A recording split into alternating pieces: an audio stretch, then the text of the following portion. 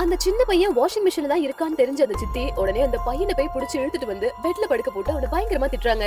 இன்னொரு பக்கம் இந்த போன் லைன்ல போலீஸ் ஆபீசர் இருக்கிறது இந்த சித்திக்கு தெரியவே தெரியல. என்னடா நினைச்சிட்டு இருக்க, என்ன ஏன் ஏமாத்திட்டு இருக்கியா, என்ன வேலை பண்ணிட்டு இருக்க தெரியுமா நீ அப்படின்ற மாதிரி அந்த பையனை போட்டு பயங்கரமா திட்டினது மட்டும் இல்லாம உன்னை என்ன பண்ற பாருன்னு சொல்லி அந்த கத்தி எடுத்து அவனை கொலை பண்ணலாம் அப்படின்ற மாதிரி தான் பிளான் பண்றாங்க. ஆனா அந்த நேரம் போன்ல யாரோ பேசுற மாதிரி இவங்களுக்கு சத்தம் கேட்க உடனே அந்த சித்தியும் ஐயோ என்னடான்னு சொல்லி அந்த போனை வாங்கி பேசும்போது தான் தெரியுது அந்த போலீஸ் ஆபீசரும் இவ்வளவு நேரம் லைன்ல தான் இருக்காங்கன்ற விஷயம் தெரிஞ்சு பயங்கரமா டென்ஷன் ஆகுறா.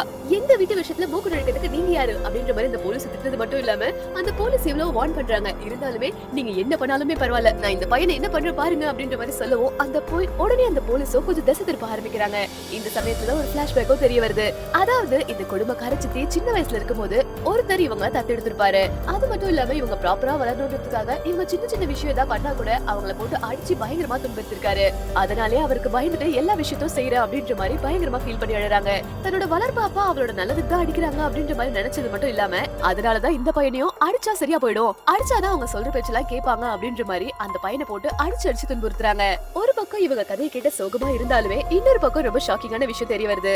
அதாவது இந்த பையனை கொஞ்ச நேரத்திலேயே இந்த கொடுமைக்கார சித்தியோட அப்பா வந்து அந்த பையனை கூட்டிட்டு வீட்டுக்கு போயிடுறாரு. இது எல்லாத்துக்குமே முக்கியமான காரணம் அந்த ஆளாதான் இருப்பான். அந்த ஆளு இந்த அபார்ட்மெண்ட்டுக்கு ஒரு செக்யூரிட்டி கார்டா இருப்பாரு. அது மட்டும் இல்லாம அந்த போலீஸும் அந்த பையன் எந்த அபார்ட்மெண்ட்ல இப்ப இருக்கான்னு சொல்லி திணறிட்டு இருந்தாங்க. அந்த நேரம் அந்த போன்ல பேசிட்டு இருந்த ஆபீசர் இந்த வின்சைம்ஸோட சத்தம் கேட்டு எந்த வீட்டுல வின்சைம்ஸ் இருக்கோ அந்த வீட்டை நீங்க நேரடியா போய் பாருங்க, அந்த வீட்டுல கண்டிப்பா அந்த பையன் இருப்பான் அப்படின்ற மாதிரி சொல்லிடுறாங்க. உடனே இன்னொரு போலீஸ் ஆபீசரும் அவரோட உயிரை படைய வச்சுட்டு நேரா தேடலாம் அப்படின்ற மாதிரி இந்த செக்யூரிட்டி கார்டு கிட்ட வராரு. அந்த நேரம் பார்த்து இந்த செக்யூரிட்டி கார்டு ஃபர்ஸ்ட் இவருக்கு ஹெல்ப் பண்ற மாதிரி வாங்க அப்படின்னு சொல்லி இவர் உள்ள கூப்பிட்டு காஃபி கொடுத்து அவரை தசை திருப்பலாம் அப்படின்ற மாதிரி ட்ரை பண்றான். அப்பதான் இந்த போலீஸ்க்கு ஒண்ணு புரிய வருது. இவன் ரொம்ப ஃப்ராடா இருப்பான் போல இருக்கு அப்படின்னு தெரிஞ்ச போலீஸ் அவன் கொடுக்கறத குடிக்காம இருப்பாரு. அவங்க வீட்டுக்குள்ள நுழையும் போதே அந்த குப்பை தொட்டில நிறைய மயக்க மருந்து இருக்கும்.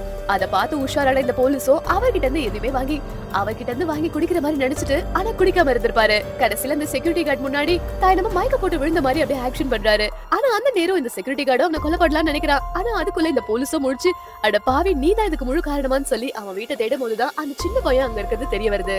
நமக்கு ஆல்ரெடி தெரியும் இந்த செக்யூரிட்டி கார்டு தான் அந்த குடும்பக்கார சித்தியோட அப்பா அப்படின்ற விஷயம். இவரோட வேலையே என்னன்னா இந்த மாதிரி குழந்தைங்க எல்லாம் தத்து எடுத்துட்டு அந்த குழந்தைங்களை போட்டு டார்ச்சர் பண்றதோ, அப்படி இல்லனா அந்த குழந்தைய சாகடிச்சிட்ட பிறகு அவங்களுக்கு இன்சூரன்ஸ் பணம் வரும், அந்த பணத்தை கொள்ளையடிக்கிறது தான் இவரோட வேலையா இருக்கும். அதனாலதான் தன்னோட பொண்ணுகிட்டயே சொல்லி ஒரு பையனை தத்து எடுக்கிறாங்க.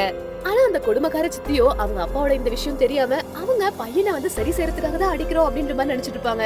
இன்னொரு பக்கம் இந்த பையனை கண்டுபிடிச்ச அந்த போலீஸ் ஆபீசர் அந்த பையனை தூக்கிட்டு போய் சேஃபா ஹாஸ்பிடல்ல கொண்டு போறது மட்டும் இல்லாம அந்த செக்யூரிட்டி கார்டு அப்பாவையும் கொண்டு போய் ஜெயிலையும் அடிச்சிடுறாங்க. இந்த வீடியோ உங்களுக்கு பிடிச்சிருந்தா மறக்காம லைக் சப்ஸ்கிரைப் பண்ணிக்கோங்க.